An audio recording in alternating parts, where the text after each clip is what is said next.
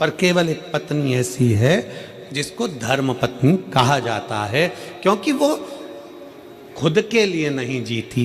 एक माँ, एक स्त्री, एक बहन, एक बेटी, एक नारी, एक बहू, एक सास, जितनी बैठी हैं यहाँ पर मेरी जीजियाँ, जो स्त्रियाँ यहाँ पर बैठी हैं, जो नारियाँ यहाँ बैठी हैं, जो माताएं कथा श्रवण कर रही हैं, इन सब का जीवन देखिए, ये अपने लिए नहीं जीती। अगर व्रत भी करती है तो पति की लंबी उम्र के लिए, बच्चों की उन्नति के लिए करती है।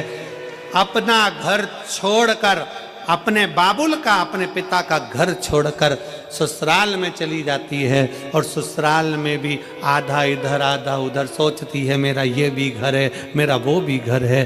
परंतु मायके में रहती है तो लोग कहते हैं तू पराई है, और ससुराल में पहुंच जाती है तो लोग कह देते हैं पराई घर से आई। काय का छेड़?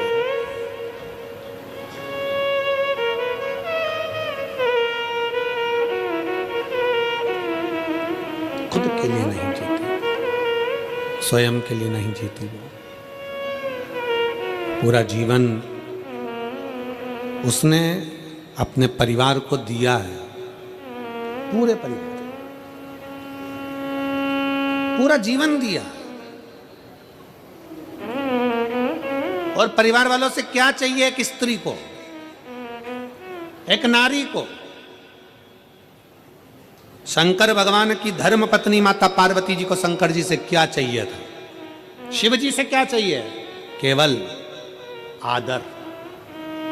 क्या चाहिए? सम्मान, आदर।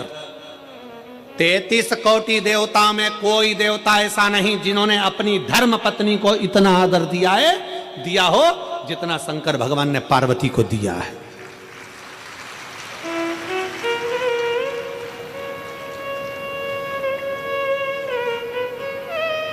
कौन से देवता जिनकी पत्नी चली गई और वो रोए हों? कौन से देवता जिनकी पत्नी चली गई और तांडव मचा दिया हो? कौन से देवता जिनकी पत्नी चली गई और कंधे पर डालकर अपनी पत्नी के शव को भी तांडव मचा कर रख दिया हो? कितना प्रेम करते थे शंकर सती से कि कंधे पर शव डालकर उसका तांडव मचा कर रख दिया, और अपनी पत्नी को ऐसे समाप्त नहीं होने दिया। शक्ति पीठ के रूप में आज भी भारत में विद्यमान कर रख दिया। क्या चाहिए स्त्री को? स्त्री तुम्हारे लिए जीती है, काम तुम्हारे लिए करती है, पूरा घर तुम्हारे लिए संभालती है, बच्चों को बड़ा तुम्हारे लिए करती है, परिवार को संजो कर चलती है। एक नारी को चाहिए क्या? केवल एक पुरुष के द्वारा, चाहे पति हो, पिता हो, जेठ हो, देवर हो, बेटा हो, चाहे घर का नाती पंती हो, चाहे जमाई हो, चाहे दामाद हो, एक स्त्री को केवल सम्मान चाहिए, आदर चाहिए, आदर की वाणी चाहिए, सम्मान के शब्द चाहिए, उसे और कुछ नहीं चाहिए। सम्मान।